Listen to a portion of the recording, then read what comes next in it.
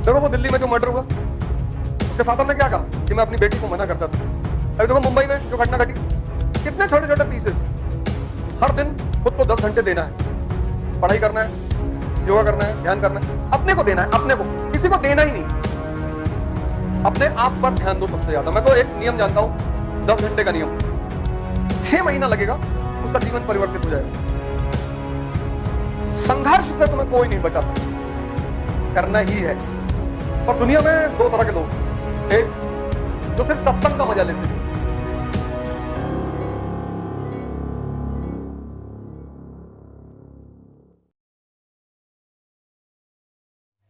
कोई कह रहा गाड़ी दे दो दहेज में, चला लेते हो? नहीं, सीख लेंगे भैया। अभी एक भाई साहब की शादी हुई है, कार ली है, कार, हमने कहा चला लेते हो? तो जब गाड़ी ले जाने की बात हुई तो ये हुआ कि लड़के वाले की तरफ से कौन गाड़ी लेके जाएगा, तो बोले बुलाते हैं। तो मैंने लड़के से पूछा तुम ही चला के ले जाओ, तुम्हारी गाड़ी है? कह रहा भैया चला नहीं पाते।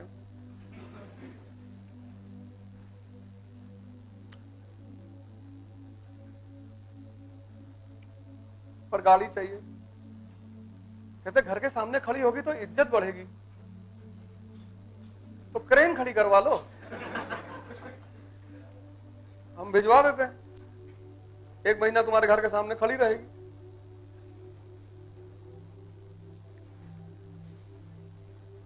इतना इज्जत का फिक्र है इस कंट्री को, बाप रे बाप। इज्जत, इल्तुतमिश के घर के हो? नहीं नहीं भैया। अकबर के हो गए? अरे नहीं भैया। अब काहे मरे जा रहे हो?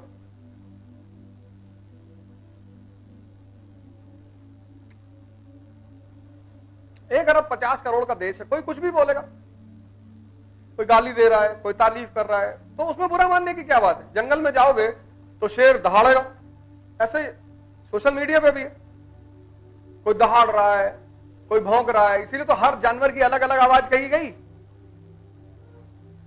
तो जो तुमको गाली दे रहा है तो तुम समझ लो कि भौंक रहा है, तो जो भौंक रहा है क्या गुस्सा करना। जंगल में हर जानवर की आवाज अगर एक जैसी होती तो कोई बात ही नहीं थी।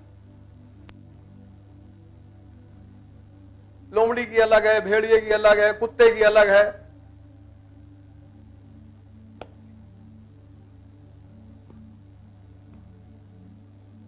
मैं एक रील एक बार देख रहा था तो शेर लेटा हुआ था, अब कुत्ते की आदत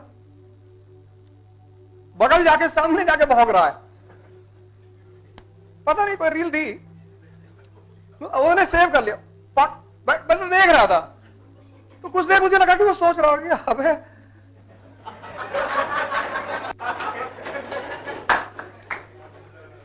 वो पुरानी आदत भौंकने की। तो छत पर रहा होगा तो नहीं रिस्पॉन्ड किया होगा कि कोई बात नहीं, सामने आके भौंकोगे। फिर एक बैग उसने डाइव लगाई, गर्दन पकड़ी, तोड़ दिया, खत्म। कभी कभी हफ्ते में एक बार खोल के देख लेता हूं, कितना मजा आता है देख के कि वाह, अभी पढ़ लोगी, सिलेक्शन हो जाएगा, यूजफुल हो जाओगी, यूजफुल हो जाओगी, तुम्हारे पिताजी से कोई दहेज नहीं मांगेगा। इसकी औकात है जो दहेज मांगेगा। कितना बड़ा रिलैक्समेंट होगा उस बाप को जो अपने रिटायरमेंट के फंड को अपने ऊपर खर्चा करेगा। वो जो 60 साल में तुम्हारे पिताजी रिटायर होंगे तो रिटायरमेंट फंड मिलेगा, तो उन्होंने सोच रखा होगा रिटायरमेंट फंड से बेटी की शादी कर दूंगा। लेकिन जब तुम सिलेक्शन ले लोगे तो उस फंड को वो बुजुर्ग, बुढ़िया, बुड्ढा, वो भारत दर्शन पे चले आएंगे। तो जिंदगी भर तो तुम्हें कमा के खिलाया, पिलाया, पढ़ाया, तो इतना तो तोहफा तुम उन्हें दे ही सकते हो। तुम लोग का ज्यादा रोल है। इन लोग की तो शादी कोई भी कर ले,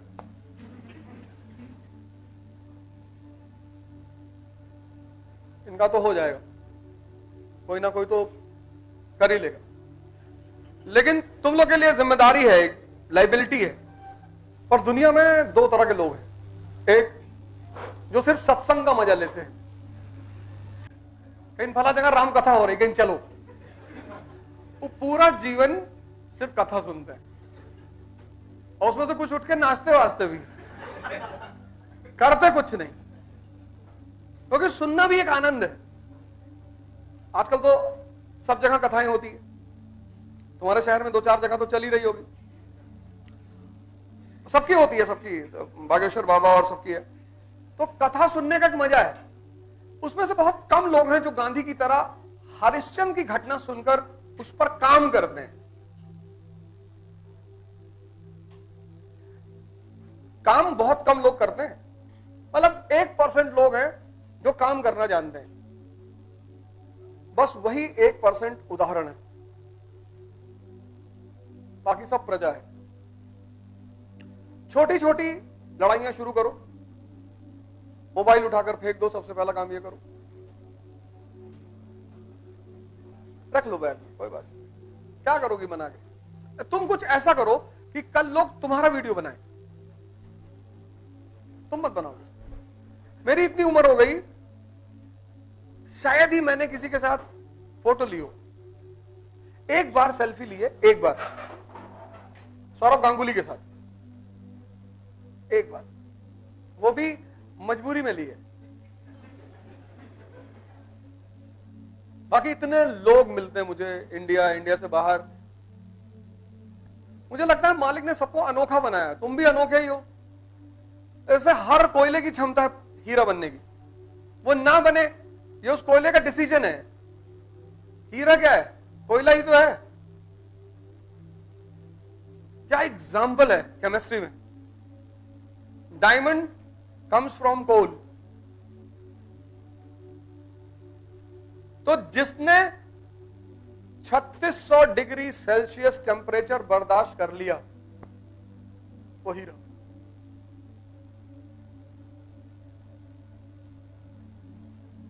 उसी को इंडिया ने एक टर्म दिया, तपस्या।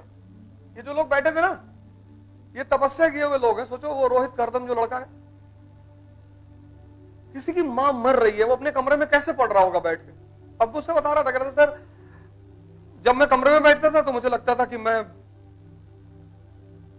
अपने साथ नाइंसाफी कर रहा हूं। जब मैं पढ़ाई करने जाता था तो मुझे लगता था मैं कितना स्वार्थी हूं कि मेरी मां मर रही है और मैं पढ़ रहा हूं।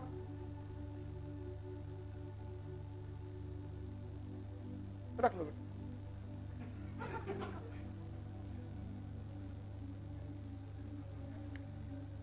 इसलिए जब अंग्रेज इस कंट्री में आया तो हंटर से मारते थे लोग। उसको हमारे देश के लोग बहुत दूसरे के भैया हंटर से मारते थे, इसीलिए मारते रहे होंगे। क्योंकि एक बार कहने पे किसी को बात समझ में आती नहीं तो उन्हें बाद में लग गया होगा कि नहीं नहीं नहीं नहीं ऐसे नहीं।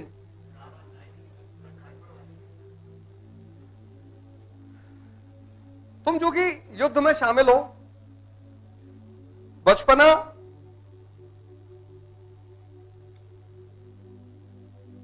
मस्ती करने के लिए, जवानी युद्ध करने के लिए। इस उम्र में कितनी ऊर्जा है तुम्हारे अंदर।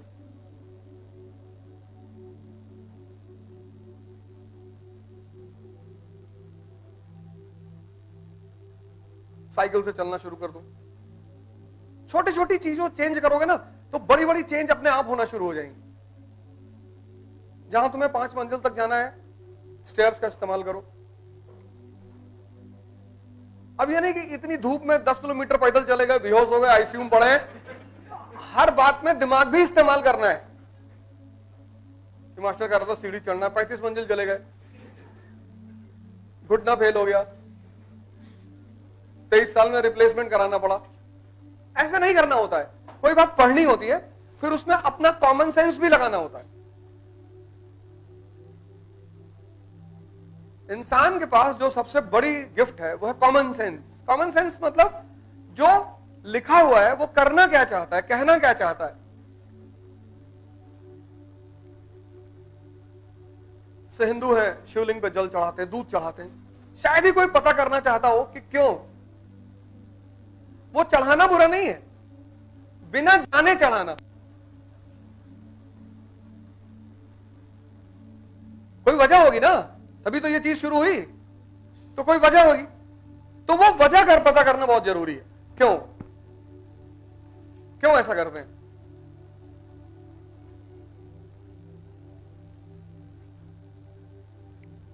इसलिए जितने भी समाज सुधारक हुए सबने एक बात कही, पढ़ो,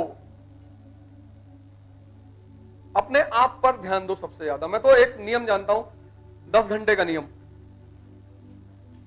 जो व्यक्ति पर डे अपने आप को 10 घंटे देगा, पर डे, हर दिन खुद को 10 घंटे देना है। पढ़ाई करना है, योगा करना है, ध्यान करना है, अपने को देना है, अपने को, किसी को देना ही नहीं, खुद को देना है। तो जो पर डे अपने आप को 10 घंटे देगा, 6 महीना लगेगा, उसका जीवन परिवर्तित हो जाएगा। 6 मंथ्स, कोई अपवाद है ही नहीं, 6 महीना लगेगा। पर नियम यही है कि 10 घंटे खुद को देने हैं। डायरी बनाना है, डेली नोट डाउन करना है कि आज मैंने क्या किया, आज के दिन मैंने खुद को कितना दिया, और हफ्ते में उसका एनालिसिस करना है। जीवन में एक आदमी ऐसा रखना है जो तुम्हें आईना दिखा सके, रास्ता बता सके। मां बाप को हमेशा कॉन्फिडेंस में रखना है, लड़कियों को तो सबसे ज्यादा रखना है। तुम्हारे मां बाप तुम्हारे दुश्मन नहीं है, यह बात तुम्हें बुढ़ापे में पता चलेगा, और जब तुम्हारे बच्चे होंगे तब पर। इस दुनिया में जो भी कड़वा है वो फायदेमंद है, वो चाहे नीम हो, चाहे करेला हो, और चाहे मां बाप हो। देखो वो दिल्ली में जो मर्डर हुआ, उसके फादर ने क्या कहा कि मैं अपनी बेटी को मना करता था कि बेटा गलत लोगों के साथ मत रहे। देखो कैसे मारा, आंतें बाहर आ गई थी, इतना चक्कू मार दिया था कि यहां जो इंटेस्टाइन है बाहर आ गया था। और लास्ट में एक पत्थर उठा के, अभी देखो मुंबई में जो घटना घटी, इतने छोटे छोटे पीसेस, और काटा तो काटा, बॉईल कर रहा था। मतलब तुम मेंटल स्टेटस सोचो, तुम मेंटल स्टेटस सोचो, काटा तो उसने काटा, वो उसको बॉईल कर रहा था।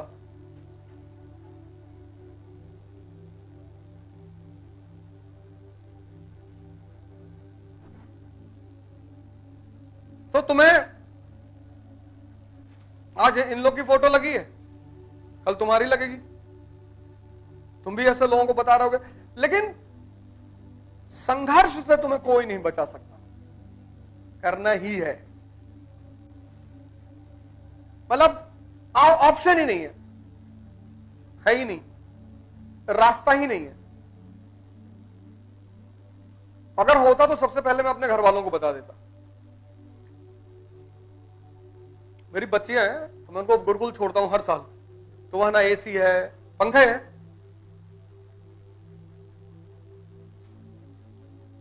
मेरी सबसे छोटी वाली बेटी क्लास 4th में, अभी 5th में है। तो जब मैं उससे मिलने गया तो वो रोने लगी, मतलब ऐसे ही आंख से आंसू गिरते, पापा गर्मी बहुत लगती। मैंने कहा पता चला ना गर्मी कैसी होती? हाँ। मैंने कहा पता होना चाहिए बेटा, क्योंकि ठंडक में कोई बदल नहीं सकता, जो भी बदलेगा वो गर्मी बर्दाश्त करके ही बदलेगा। ठंडा मतलब डेड, लोग कहते नहीं ठंडा हो गए, यही तो मतलब है ठंडे का। गर्मी बड़ा प्यारा शब्द है कि बहुत गर्मी है इनके अंदर। जो भी बदलेगा वो गर्मी की वजह से ही बदलेगा।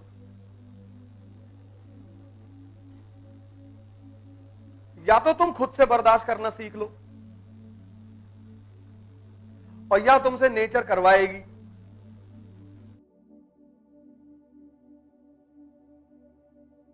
एक इकरा आईएएस बाय ओझा सर अपने कानपुर में लेकर आ गए हैं दिल्ली के टॉप फैकल्टीज, जिनकी हेल्प से ना सिर्फ यूपीएससी की बेस्ट प्रिपरेशन होगी बल्कि बेहतर गाइडेंस भी मिलेगी। इकरा आईएएस कानपुर में दिल्ली के कौन-कौन से टॉप फैकल्टीज हैं वो भी मैं आपको बता देती हूँ। हिस्ट्री के लिए है one and only Ojha sir, economics के लिए SK Jha sir, Indian polity के लिए संजय सर एंड ज्योग्राफी के लिए रब्बानी सर। तो ज्वाइन कीजिए एनसीईआरटी एंड जीएस प्री का मेंस बैच। आइए Iqra IAS by Ojha sir, near 9 number crossing Sharda Nagar, अपने कानपुर शहर में यार।